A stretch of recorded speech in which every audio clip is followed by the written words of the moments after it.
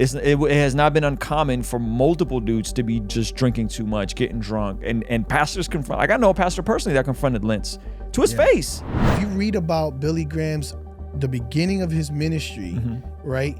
He went to see the president of the United States with a green suit, rusted overalls, like a fashion statement. Ruslan. And so then people got platformed that weren't necessarily the most solid in their character or solid in their theology. Yeah. And they got platformed, probably prematurely. Yeah. If I'm just examining from the outside in, probably prematurely. Why? Because they were charismatic, because they were cool, because they had access, because they were good speakers, and not because of the requirements seen in 1 Timothy 3 for an elder, Titus for an elder. And so I think the rebranding is what got us here. And so I just go, when do you think that rebranding started, Ruslan?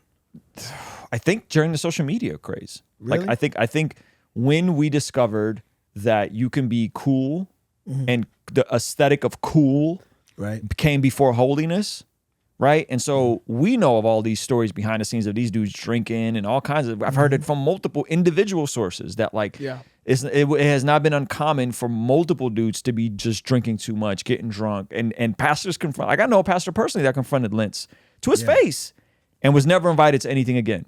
Yeah. In New York City, to his face, called him like, yo, y'all crossed this line a long time ago. This is no longer we had a beer. This is you guys are drunk. You're out of control. This is years before any of this stuff came out. So I think the aesthetic of they're cool, they dress cool, they're friends with the celebrities, yada yada. I think that came. And so I would say around the time of the social media, right when social media exploded, it seemed like we had this aspirational need for celebrities to represent us, and that exploded, and they happened simultaneously. Yeah. I mean, what do you think? Yeah, I mean, I don't know. I don't know if... It's a good take, Ruslan, by the way. Whenever... I feel like the Hillsong explosion happened before. I feel like Hillsong was the rebranding of it. Yeah. Like I That's think interesting. So you think it was before social? I think it was before social media. I think it's way before Hillsong, but I want to hear your take. I feel like Hillsong is when that is when everything started getting like, oh, you know, now everybody wants to have every churches should have a band, like a band, not like a worship team. I mean, like a band where we should be making songs. We should be trying to put out songs. We should be the youth pastors. Oh, this is the cool, bro. There's so many churches in San Diego even where like I would go back when I was a kid and I would go to their youth group or whatever, and it's just like I don't fit in here because everybody dresses a certain way. Because you don't have Chelsea boots and a leather jacket. Exactly. The leather jacket, the stupid, the hats that was going for a while, and like all of that stuff. The high fade. All of it. Yeah. You know what I'm saying? And so like there was that thing, and then it got worse with social media. You know what I'm saying? Like for sure. But I think that like that was the rebrand where it was like, this is what Christian, you can spot a Christian from a mile away, you know what I'm saying? And it don't have to nothing to do with their character. Yeah. Look at them. Yeah. That person goes to church. I honestly feel like, you know how things repeat itself, you know? I honestly feel that a lot of it comes from, I think it all began, I'm not giving this person the dominant, blame. I'm just saying that a culture of there being someone handsome, young, and influential started with Billy Graham. I thought you was gonna say King Saul of Israel. No. Here's the thing: when you think about anybody, you think it was all the way at the Billy Graham? Yeah. So here's what I mean: young, charismatic. Okay. If you look at if you read about Billy Graham's, the beginning of his ministry. Right, he went to see the president of the United States with a green suit, rusted overalls, like a fashion statement, like a loud, you know what I'm saying? Like a pimp pulling up to the players. Whoa! At a players ball in San Y'all Francisco. put some respect on Billy Graham's name right now. I rock with Billy. And this is a hero of the faith. So I'm not throwing him under the bus. I'm just saying that there was a moment where we got enamored by someone who gave up their youth, who was handsome, okay, and that was platformed. Get what I mean? Yeah. And I think that some of that also came back. You know what I'm saying? During the social media. I think there's a massive difference with Billy Graham. Yeah. Considering he would not be alone with a woman. Yeah, Billy. Hold on. Whoa. Let's just stop and acknowledge Yes. the stark contrast Oh, of absolutely. Billy Graham Yeah. Absolutely. saying, I refuse to be alone with a woman ever. Absolutely. And by the way, when Matt Chandler called his own foul, that was a critique of him being quote unquote sexist and misogynistic because he implemented the Billy Graham rule. You're damned if you do, you're damned if you don't. Yeah. If you're Lynch and you fall off a cliff and you shipwreck your marriage because you had bad boundaries, well, you're a scumbag and you're a predator. But this way using you're the power dynamic. Now, if you're Billy Graham or if you're Matt Chandler and you never want to be alone with women because you rather protect your marriage, Now well, then you're a sexist misogynistic, sexist dude. Absolutely. It's a lose-lose. It's a lose-lose. I'm not. Yeah, I think that's said, a wild take, though. Yeah, I know it's a wild take. Notice I'm not saying that it's that person's fault. I'm just saying that You're saying that's where it started for this- us. The visual. Before this, pastors used to wear a collar. You get what I'm saying? Hey, you want to see something crazy? 67% of the people who watch this channel are not subscribed. Do me a quick favor, make sure you hit that subscribe button so you stay up to date on all the videos here on the Blessed God Studios channel.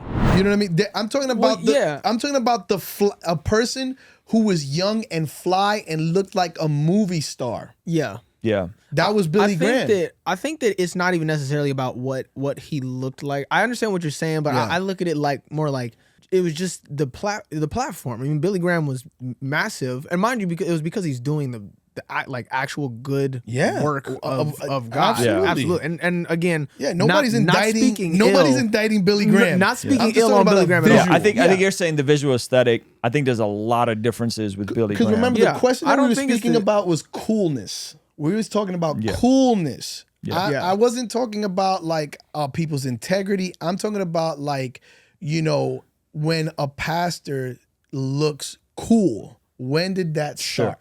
I don't know exactly, but you can go back to the fundamentalist versus the modernist and the neo-evangelical movement starting with, Billy Graham kind of platforming that modern movement. Yeah. I don't know. It's hard to gauge how cool he really was in hindsight, like because I wasn't immersed in the culture. Yeah. What I remember of Billy Graham. Now, if you read the history, I'm saying he was sexy. I'm not as the newspaper wrote about this man and said he was gorgeous. So this is what I'm saying though. I'm saying that Billy Graham towards the end of his life was still America's pastor. Absolutely. And was mad dry and literally just went and preached the gospel. Yes. And there would be hundreds of thousands of people that would give their life to God because of just a pure, simple preaching of the gospel. I don't know if I've ever heard a Lentz do it as simple and clear presentation of a gospel. Not. So I think there's a contrast there. And by the way, Billy Graham was still America's pastor way after the cool door closed. Absolutely. Yeah. For decades. And I think, honestly, my take on this is, I think we need more older guys. Why is Greg Laurie not in all these dudes' lives? So why is he not in all these churches? Why are they not calling this man? Let me ask you a serious question. Sure. Because remember, I'm not talking about their spirituality. I'm talking about, we're pitching a tent on the word cool. Okay? When it comes to Greg Laurie, how to the standards of what people wear, their visual presentation, would you say that he's somebody that has a dope fit? Right? To this standards. I think you're missing the point. With the rebound of Christianity being cool and not who is the most wise, smart, godly man Right. I can get around. As a man who's 38, I want to be around dudes that have had teenagers and they could help usher me into the next season. Right. I think, but Greg Laurie is fly. What are you talking about? I think my man's just hold on. No, I feel like we keep convoluting this. We're missing we keep talking about we keep talking about spiritual depth. Send me that picture. We putting that up there. But the question was the coolness. I think it's cool to love your family. I think it's cool. Then we got to redefine what cool is. Right. That's what building culture is versus reacting to culture. Look, another thing that I think a part of this is that we started to, I actually think we abused the scripture where Paul is talking to Timothy and he's like, yo, don't let them look down on you because of your age, right? And we take that with me and we think that now means, oh, all these young dudes should be pastors. Like, oh, if you're young, you should start a church. If you're 25, that's not too young to be the pastor of a church and shepherd people's souls. I say all the time, bro, like people, like a lot of these celebrity pastors would be fantastic Christian influencers. A Christian influencer and a pastor should not be synonymous.